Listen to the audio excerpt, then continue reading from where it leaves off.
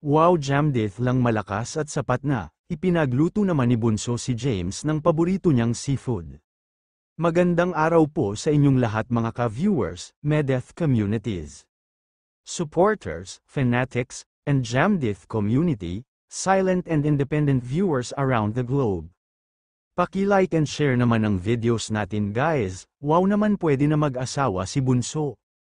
Magaling kasi magluto at masarap pa. Pinagluto naman ni Bunso sa bahay nila si James ng paboritong seafood ang shrimp.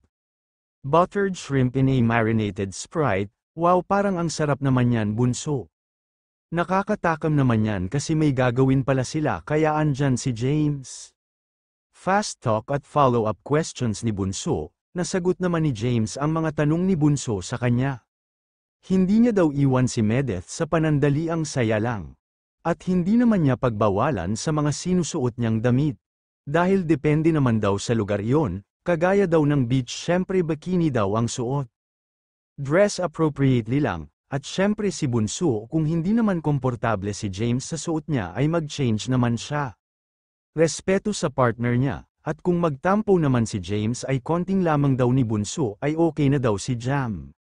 Grabe ang deep connection na nila sa isa't isa. Hindi mo na masabi na for the love team lang.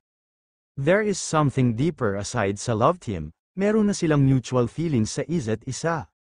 Which is maganda kasi nag-umpisa sa friendship at eventually they fall for each other. Si James na talaga ang right man for Medeth, natural na lang ang galawan nila sa isa't isa. At sana ma-accept nila ang challenge na yun, bagay iyon sa kanilang dalawa. Nagpasalamat naman si Bunso sa mga sponsors na nagpaabot sa kanila ni James ng allowance at pagtulong sa charity na gagawin ni Bunso. Hanggang dito po muli mga ka-viewers, maraming salamat po sa inyong lahat.